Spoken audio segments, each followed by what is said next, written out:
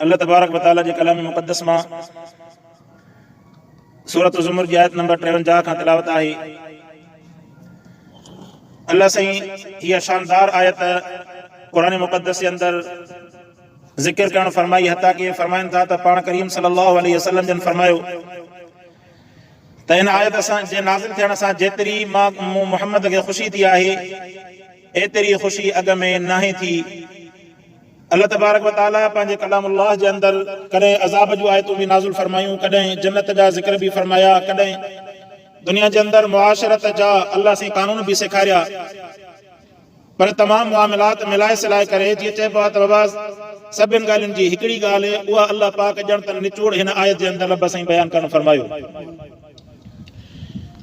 ऐं इन आयत जे अंदर अल्लाह पाक काइनात जे अंदर जेके मुसलमान आहिनि, गैर मुस्लिम आहिनि, हिंदू आहिनि, यहूदी आहिनि, ईसाई आहिनि, या खणी कंहिं बि फ़िरके सां कंहिं बि मज़हब सां ताल्लुक़ रखनि था, अल्लाह तबारक व तआला हिन आयत जे अंदर सभिनीनि खे रब सां इहा ख़िताब करणु फरमायो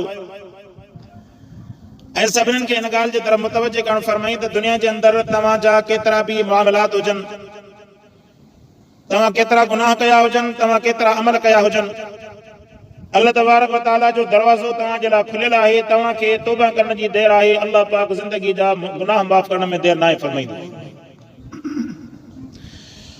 पर एतिरो ज़रूर आहे त मुआशरत जे अंदर जेकॾहिं उन को अहिड़ो गुनाह कयो हूंदो त इस्लामी कानून हूंदो त उनखे उनजी सज़ा मिलंदी। जेकॾहिं कंहिं ख़ुदा नख़ास्ता ज़िना कई हूंदी ऐं उनजो ॾोह पकड़िजी पियो, गवाह मिली विया त उनखे सज़ा मिलंदी। आख़िरत जे अंदर अल्लाह पाक उनजे बदिले में उनखे जन्नत अता फरमाईंदो। कंहिं जेकॾहिं नाहक क़त्ल कयो हूंदो त नाहक क़त्ल जी सज़ा जेका आहे उनखे मिलंदी कानून जे तहत। पोइ उहो ख़ुशीअ सां उन सज़ा खे क़बूल कंदो त अल्लाह पाक आख़िरत जे अंदर उनजे लाइ बख़्शिश जो ऐलान फरमाईंदो। त इहे जेके इंसान जा हुकूकुल इबाद सां ताल्लुक़ रखनि था कम, इहे अमल या जुर्म, इन्हनि जे अदा करण जे लाइ, इन्हनि खे माफ़ कराइण जे लाइ सभ खां पहिरियां इन्हनि जो इज़ालो ज़रूरी आहे। पोइ जेॾो वॾो जुर्म ओतिरो वॾो इज़ालो। ज़ाहिर आहे नाहक ॿिए इंसान जी जान क़त्ल कंदो त पोइ पंहिंजी जान खे बि ॼण त विकिणी वेंदो। नाहक ॿिए खे क़त्ल कंदो त हिन खे बि उनजे बदिले जे अंदर शरीयत ऐं निज़ाम उनखे क़त्ल कंदो। पाण माण्हू क़त्ल न कंदो, हर इंसान निज़ाम उनखे मारींदो, क़त्ल कंदो। ऐं अहिड़ी तरह जेकॾहिं इन इंसान चोरी कई हूंदी त पहिरियां इन जो हथ इज़त वारो हुयो, मक़ाम मर्तबे वारो हुयो। जॾहिं इन चोरीअ जहिड़ो कमु कयो, हाणे इन चोरीअ जे कम करण सां इन जे हथ जी ॼण त इज़त एतराम ख़तम थी वियो। हाणे इन जो हथ चोर थी पियो, शरीयत जे मुताबिक़ इन जे हथ खे कटियो वेंदो। त इहे जुर्म जेके हुकूकुल इबाद सां ताल्लुक़ रखनि था त इन्हनि जो इज़ालो ज़रूरी आहे। उन खां पोइ प्लस में जेका आहे माफ़ी बि ज़रूरी आहे। बाक़ी जेकॾहिं को इंसान सॼी ज़िंदगी कुफर जे अंदर गुज़ारी, उनजा गुनाह इहे जेके आम मुआशरत जे अंदर गुनाह थींदा आहिनि उहे उनजा गुनाह आहिनि।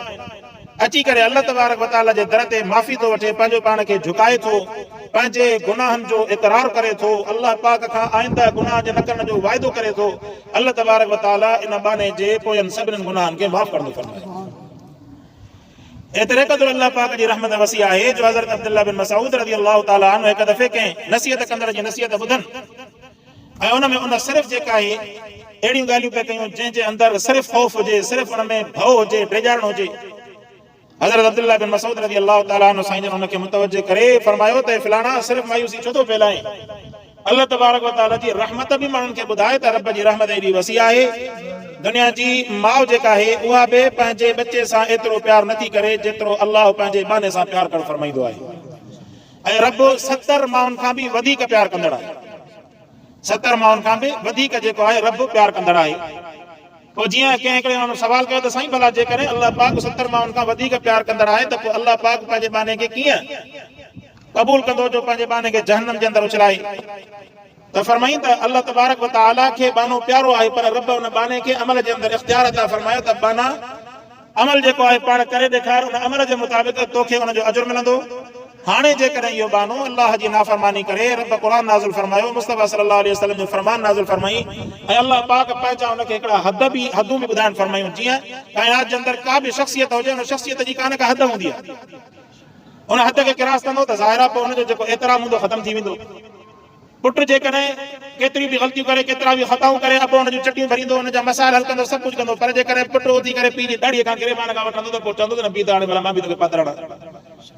त अल्लाह तबारक व तआला पंहिंजूं हदूं ॿुधाइण फरमायूं। फरमाईं त काइनात जे अंदरि तव्हां गुनाह थी विया तव्हां खां, तव्हां अल्लाह जे दर जे तरफ़ अचो, मोटी अचो, मुतवज्जे थियो अल्लाह पाक खे। इहा आजिज़ी रब खे, इहा निवड़त अल्लाह तबारक व तआला खे पंहिंजे साम्हूं झुकणु वणंदो आहे। अल्लाह बाने खे पैदा ई इन जे करे कयो आहे त बानो पंहिंजे कंध खे अचे मां अल्लाह जे साम्हूं झुकाए। इज़त वारो जेको हुनजो चेहरो आहे, इन चेहरे खे काइनात जे साम्हूं खणी तॾहिं घुमंदो इज़त सां जॾहिं इन इज़त वारे चेहरे खे रब जे साम्हूं झुकाईंदो। अल्लाह पाक पोइ हाणे जेकॾहिं माण्हू मुतवजो थिए थो, पंहिंजे गुनाहनि जो इक़रार थो करे, मुंहिंजा अल्लाह मां गुनाहगार आहियां, मुंहिंजा साईं मां गुनाहनि जी माफ़ी थो घुरां, आइंदा गुनाह जे न करण जो वाइदो थो कयां। इहे टे शर्त तो पंहिंजे अंदरि लाज़मी आहिनि, टिनी शर्तनि खे पूरो कई। गारंटी आहे साईं रसूलुल्लाह सल्लल्लाहु अलैहि वसल्लम जन पाण साईं जे कौल मुबारक जे अंदरि अचे थो त गारंटी आहे त अल्लाह इन जे गुनाहनि खे माफ़ कंदो फरमाए।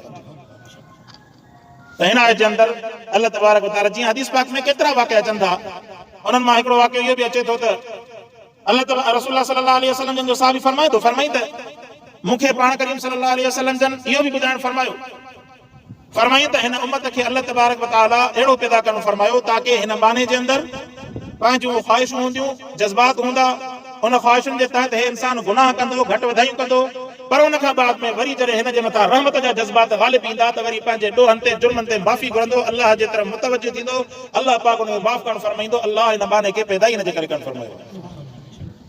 ऐं पाण साईं फरमायो त जेकॾहिं इन क़ौम खां इहो इंसान जेकॾहिं गुनाह न करे त अल्लाह फरमाए त मां इन क़ौम खे ख़तम करे वरी ॿी क़ौम अहिड़ी पैदा करणु फरमाया जेका गुनाह करे, गुनाह खां बाद में अल्लाह पाक खे, हाणे रब आहे न काइनात जो ख़ालिक़ आहे, हुनजी मर्ज़ी आहे जंहिंखे जंहिं शइ जे लाइ पैदा करे, मिस्त्री जंहिं शइ जे लाइ जंहिंखे पैदा करे, तव्हां असां सवारी इस्तेमालु कंदा आहियूं, सवारी इंसान जे इस्तेमाल जे लाइ पैदा थी आहे, उनजे लाइ अल्लाह पाक इंसान खे इन जे लाइ पैदा फरमायो। ॿई जेके इंसान खे जेके हिन ज़रूरतूं ॾिनई, जेके सिफ़तूं ॾिनई, हिकु सिफ़त जेका आहे पंहिंजे नफ़्सानी ख़्वाहिश वारी, ॿी सिफ़त जेका आहे रहमान वारी। सिफ़त नफ़्सानी ख़्वाहिश वारी जे मुताबिक़ हलंदे ऐं अल्लाह जी नाफ़रमानी कंदो ऐं उन खां बाद में वरी मुतवजो थींदो, रब जी रहमत इंतज़ार में हूंदी आहे, मुतवजो थींदो, माफ़ी घुरंदो, आइंदा न करण जो इरादो कंदो त अल्लाह तबारक व तआला इन बाने खे पंहिंजी रहमत में वेड़े करे जन्नत जे अंदरि दाख़िला अता फरमाईंदो। सो अहिड़ी तरह क़ुरान मुक़द्दस जे अंदरि इहा आयत रब से नाज़िल करणु फरमाई, फरमाईंदा कुल या इबादी अल्लज़ीना असरफ़ू अला अनफुसिहिम ला तक़नतू मिर रहमतिल्लाह। फरमाईंदा ए मुंहिंजा बानो अल्लज़ीना असरफ़ू, ए मुंहिंजा बानो असरफ़ू अला अनफुसिहिम ला तक़नतू मिर रहमतिल्लाह, पंहिंजे नफ़्सनि जे मथां ज़्यादती न कयो। असरफ़ू अला अनफुसिहिम, जेके ज़्यादती करे चुका आहिनि पंहिंजे नफ़्सनि जे मथां। माना केतिरा ई काइनात जे अंदरि अहिड़ा बाना आहिनि जेके सम्झनि था त असां गुनाह जे इन जहान में घिरी वियासीं, हाणे असांजे लाइ मोट जो रस्तो ई न आहे। दुनिया जे अंदरि अहिड़ा मामलात हूंदा पर अल्लाह तबारक व तआला जा दरवाज़ा हमेशह खुलिया पिया अथव। इहो वञी करे रब जो पैगाम काइनात जे बाननि ताईं पहुचायो, चाहे काफ़िर हुजे मुस्लमान हुजे। अल्लाह जे क़ुरान आम ऐलान करणु फरमायो, फरमाईंदा बाने खे अल्लाह जी रहमत जे तरफ़ सॾु कयो, ॿुधायो हुनखे त रब जी रहमत जा दरवाज़ा खुलिया पिया अथव। जेसीं ताईं तुंहिंजे सिसीअ में साहु आहे तेसीं ताईं अल्लाह तुंहिंजे लाइ रहमत जा ऐं बख़्शिश जा दरवाज़ा बंदि न आहिनि कया।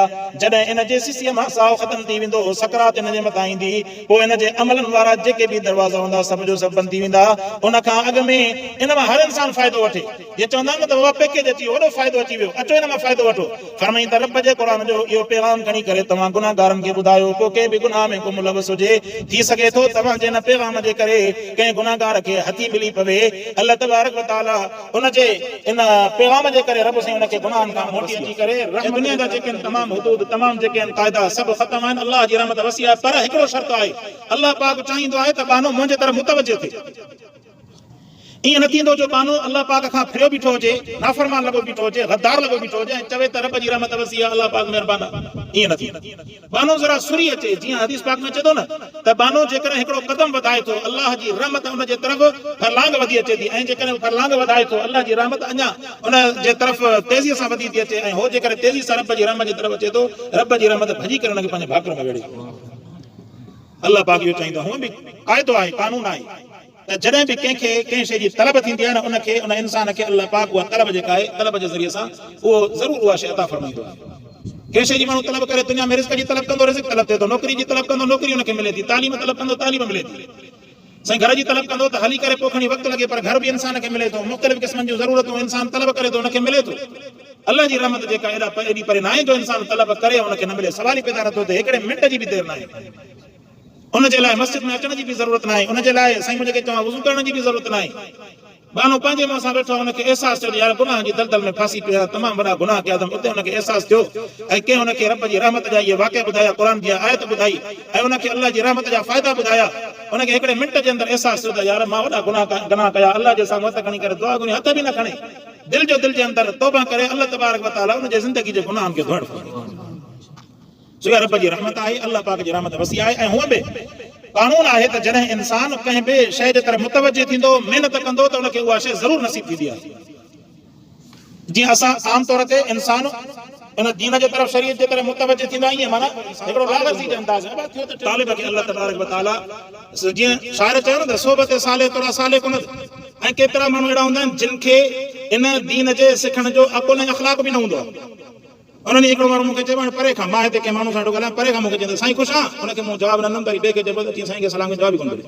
अड़े अख़लाक हूंदो आहे न त सलाम करण जो बि हिकिड़ो अदब हूंदो आहे, अख़लाक हूंदो आहे साम्हूं अची करे माण्हू कंहिंसां ॻाल्हाईंदो हुजे त विच में न ॻाल्हाइबो आहे, इहे हिकिड़ा अदब आहिनि, अख़लाक आहिनि। साम्हूं जे सलाम कबो आहे, पुठीअ मां चइबो साईं ख़ुशि आहे, त अची त मूंखे जवाबु ई न ॾिनी। हाणे मां जेको साम्हूं वेठो आहे त हुन सां ॻाल्हायां, हुनखे जवाबु ॾियां, पोइ वरी पंहिंजे तरफ़ खां हिकिड़ो इंसान ठाहे छॾींदा त मुला खे वॾाई पाण खे अख़लाक ऐं अदब हुजे कोन, हिननि जी मर्ज़ी आहे त माना ज़ाहिर आहे अलाह तबारक व तआला हर कंहिंखे पंहिंजी इज़त एतिराम ॾिनो आहे। जीअं हाणे पुटु वेही करे पीउ खां मुतालबो करे त पीउ मुंहिंजी इज़त करे, अलाह ज़ाहिर आहे पुटु पंहिंजे एतबार सां उन पीउ जो अख़लाक अदब एतिराम कंदो त पीउ हुनजे मथां शक्कर कंदो। हे चवनि त न हे माना मुला जे हुनजे पेरनि में चिंबड़े त पोइ जेको आहे मुला इज़त वारो आहे, या मुला अॼु त मुला वॾो वारो, हिन जूं पतो ई पंहिंजूं। सो अर्ज़ु करण जो मक़सदु काफ़ी मामला इन शयुनि जे करे पोइ जेको दीन सिखण जे अंदरि बि हूअं बि कानून आहे त जेको माण्हू सम्झंदो, जंहिंमें उमेद हूंदी त यार हिन जे अंदरि अदब आहे, अख़लाक आहे, एतिराम आहे, त माण्हू हुनखे सर करे बि वञी ॿुधाईंदो। पर जेकर सम्झंदो त मां वञी ॿुधाईंदोमांसि, चवंदो हा मूंखे ख़बर आहे, वरी मूंखे ॿुधाइणो आहे, चवंदो इन जहिड़े भाॻे खां ॿिया परे परे भलो जो मुंहं में वञी लॻा महिल सां। सो अर्ज़ु करण जो मक़सदु अलाह तबारक व तआला जी रहमत हर बाने जे लाइ केर बि हुजे, अलाह पाक उहो अरहम राहिमीन आहे जेको अलाह वणनि खे बि खाराए। मुस्लमान त मुस्लमान त अल्लाह जी ज़ात खे अञा वधीक प्यारो आहे, पर रब वाणनि खे बि खाराए थो, ईसाइनि खे बि खाराए थो। जी त जड़नि खे अलाह जी ज़ात खाराए थी, त इंसान त अलाह खे तमामु 18,000 मख़लूक़ात खां वधीक प्यारो बानो अलाह पाक।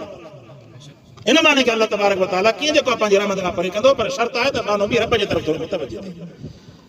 जे हिकिड़ो वाक़ियो अचे थो हदीस पाक में, अलाह जी रहमत जो वाक़ियो फरमाई त हिकिड़े शख़्स जेको आहे पंहिंजे हयाती में गुनाह कया, जुर्म कया, ऐं उन जुर्मनि खां बाद में उनखे तौबा जी तौफ़ीक़ मिली। उन चयो त साईं मां तौबा कयां, कंहिं अलाह वारे वटि आयो, उनखे अची करे चई त साईं मूंखे रस्तो ॾेखारियो। उन चयोसि त हेॾे फलाणी जॻह ते हिकिड़ा अलाह पाक खे यादि करण वारा वेठा थी, वञ उन्हनि जी महफ़िल में वञी करे वेह, तुंहिंजी इस्लाह थींदी, तूं उन्हनि जी सोबत वठंदे, अदब सिखंदे, अख़लाक सिखंदे, शरीयत जा हुकुम सिखंदे, तोखे अलाह तबारक व तआला जी मार्फत मिलंदी। अलाह पाक जी मार्फत बि सवली त न आहे। दुनिया में ॾिसो त सरदार जी तबियत खे सुञाणण जे लाइ बि माण्हू ओता कदे नओं चकर हणंदो त ॾिसां साहब मूड में आहे त पाण वारी नौकिरी वारो कमु चवांसि न आहे मूड में, त वरी खाले पीरे मोटी ईंदो। अल्लाह तबारक व तआला जी मार्फत हासिल करण जे लाइ बि रब जे दर ते पेर घसाइणा पवंदा। अल्लाह तबारक व तआला तॾहिं हुन बाने खे पंहिंजो कुर्ब ऐं पंहिंजी महिरबानी अता फरमाईंदो आहे। हा, उमूमी तौर ते इहो ई हुकुम आहे अल्लाह जो, जॾहिं बानो मुतवजह थींदो अल्लाह पाक हुनजे गुनाहनि खे माफ़ फरमाईंदो, ईमान आणींदो, ईमान जी रब हुनखे तौफ़ीक़ अता फरमाईंदो। ऐं साईं मुंहिंजे चवंदा हदीस पाक में अचे थो त उन बाने हाणे हुन पंधु करणु शुरू कयो, अचानक हुनखे मौत अची वई। त जॾहिं हुन सम्झो, हाणे हुनजी तड़प जो अंदाज़ो लॻायो, जॾहिं हुन सम्झो त मुंहिंजे मथां मौत जी कैफ़ियत, इंसान खे तबियत में ख़बर पइजी वेंदी आहे त हाणे मां शायदि ज़िंदा न रहंदुसि, त उनखे इहो अंदाज़ो थियो, वेठो रहियो। वेहण खां बाद में जीअं हुनखे अंदाज़ो थियो मरंदुसि, त जेतिरो ॿ जेको आहे पंहिंजी गीसियूं ॾेई सघियो सीने ऐं हिन ॿाहुनि जे ज़ोर ते ॿ गीसियूं ॾेई करे पंहिंजो पाण खे हुन रस्ते जे तरफ़ वधाए छॾियो। हुन चारे नेक बाना हुया, पेर त न पिया हली सघनि कमज़ोरी जे करे, पंहिंजे सीने जे बल ते गीसियूं ॾेई करे पंहिंजे पाण खे रेड़े अॻिते वधाए करे, ऐं उते जिते मौत हुनखे अचिणो हो त उते मौत अची वियो। हाणे फ़रिश्ता आया, जहन्नम जा बि जन्नत जा बि, ॿिन्ही पाण में इख़्तिलाफ़ कयो त बाबा सॼी ज़िंदगी गुनाहनि में गुज़ारी, हाणे जेको वञे पुञा उते पहुतो त कोन हुयो न, जंहिंजे करे असां हिनखे जहन्नम में न खणी वञूं। ऐं वरी जन्नत वारनि चयो त भला उमेद खणी करे रब जे दर जे तरफ़ हले त पियो न, थोरो हली त पियो।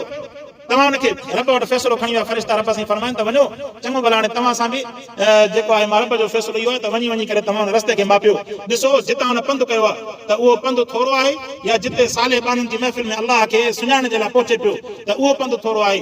त अलाह पाक हिकु रिवायत में चए थो त रब साईं ज़मीन खे हुकुम कयो, रब जी रहमत कंहिं बाने खे बख़्शण जो हुजेसि। हाणे हो जो मुतवजह थियो त अलाह खे बख़्शण त आहे न बाने खे, फरमाई त हुन सालिहनि जे तरफ़ वारी ज़मीन खे हुकुम कई तूं पाण में वेड़जी वञ, सुकुड़जी वञ पाण में, हुन ज़मीन खे हुकुम कई तूं डिगी थी वञ। फ़रिश्तनि जो मापियो त पोयों वारो पंधु वॾो हुयो ऐं जिते पहुचणो हुयुसि उहो पंधु थोरो हुयो। रब हुकुम फरमायो त हाणे अञा थोरो वञी पंधु बचो हुयुसि, तंहिंजे करे जन्नत वारा हिन जे रूह खे खणी वियुसि। अल्लाह तबारक व तआला बाने जे लाइ रहमत जा ईअं बहाना रब साईं बाने खे अता फरमाईंदा, पर शर्त आहे त बानो मुतवजह। बानो मुतवज्जो थे ख़लास असां अल्लाह जे दर ते अचे अल्लाह पाक खे बाडाए त ही कुरान पाक खे सिखण जे लाइ शरीयत सिखण जे लाइ त माण्हू उलमा जो मोहताज आहे पर रब खे पहुचण जे लाइ उलमा जो मोहताज बि कोन्हे हिकिड़ो माण्हू सिखंदो क़ुर्ब हासिल कंदो उन में मसाइल सिखंदो नमाज़ कीअं पढ़ंदो उन जे लाइ त उस्ताद जी उलमा जी ज़रूरत आहे ईअं न आहे त दीन में हर मामले जे लाइ मौलवी जो हुजणु ज़रूरी आहे मौलवी जो हुजणु ईमान जे अंदरि ज़रूरी कोन्हे हिकिड़ो हुन सां ताल्लुक़ आहे त सुठी ॻाल्हि आहे पर जेकॾहिं न त जिते बि आहे जहिड़े हाल में आहे जंहिं ज़बान सां अल्लाह जी ज़ात खे सॾे थो जंहिं वक़्त में सॾे थो अल्लाह उन बाने जी फरियाद उन वक़्त में ॿुधणु थो फरमाए उन जी दुआ खे क़बूल करणु थो फरमाए ये अल्लाह पाक जी रहमत आहे अल्लाह तबारक व तआला कंहिं बाने जे लाइ को शर्त रखणु न फरमाए सो फरमाईंदा कुल या इबादी अल्लज़ीना असरफू अला अनफुसिहिम ला तक़नतू मिन रहमतिल्लाह रब फरमाया ए मुंहिंजा बांदो अल्लाह पाक सभिनी बाननि खे फरमायो सिर्फ़ इहो न फरमाई आम तौर ते क़ुरान में फरमाईंदा या अय्युहल्लज़ीना आमनू ऐ ईमान वारा रब ने फरमायो फरमाईंदा ए मुंहिंजा बांदो जेके भी इंसान आहिनि मुस्लिमान गैर मुस्लिमान गुनाहगार गैर गुनाहगार सभु जेके अल्लाह जा बाना चाहे खुदा न ख़ास्ता उन्हनि खां क़त्ल थियो हुजे ज़िना थी हुजे जुर्म थिया हुजनि चोरी थी हुजनि सभु अल्लाह जा बाना अल्लाह तबारक व तआला उन्हनि खे सॾड़ा करे फरमायो त असरफ़ू पंहिंजी ज़िंदगी जे अंदरि इसराफ़ कयो अथव पंहिंजे नफ़्सनि ते ज़ुल्म कयो अथव ला तक़नतू मिन रहमतिल्लाह दुनिया जा सभु दरवाज़ा बंदि थी वञनि अल्लाह जी रहमत जे दरवाज़े खां कॾहिं बि ना उमीद न थी रब जी रहमत जो दरवाज़ो हमेशा खुलियो पियो फरमाईंदा इन्नल्लाह यग़फिरु ज़ुनूब जमीआ बेशक अल्लाह जी ज़ात यग़फिरु ज़ुनूब जमीआ अल्लाह तबारक व तआला तमाम गुनाहनि खे बख़्शण ते क़ादिर आहे रब से बख्शण फरमाए तो तमाम गुनाह सब गुनाह जिंदगी जा खणी केड़ा भी हुजन हदीस पाक में चे तो तमा हेड़ा जमीन हेड़ा आसमान या सजो खला जे को गुनाह से भरे छे एड़ा तो इंसान गुनाह न थींदा पर एकड़ो मिसाल नो वो त फरमाई त सजो खला इन गुनाह से भरे छरियो फरमाई त मुतवज्जे थियो अल्लाह जे तरफ ए सही मुझे के चवंदा रब जे तरफ सच्ची दिल से तौबा कयो माफी करो अल्लाह पाक जमीन आसमान जे गुनाह माफ कंदो फरमाईंदा इन्नहु हुवल गफूरुर रहीम अल्लाह जी ज़ात गफूर बख्शण वारी ज़ात भी आहे ऐं फरमाईंदा तव्हां माफ़ी घुरंदा आहियो त रब तव्हां जे गुनाहनि खे माफ़ फरमाईंदो आहे ऐं फरमाईंदा वरी सिर्फ़ माफ़ न आहे फरमाईंदो माफ़ी घुरंदो त गुनाह बि बख्शींदो वरी रहमत जो मींहुं बि वसाए छॾींदो अल्लाह पाक एॾो महिरबान आहे अल्लाह पाक खां दुआ आहे अल्लाह से अमल करण जी तौफ़ीक़ नसीब फरमाए व आखिर दावना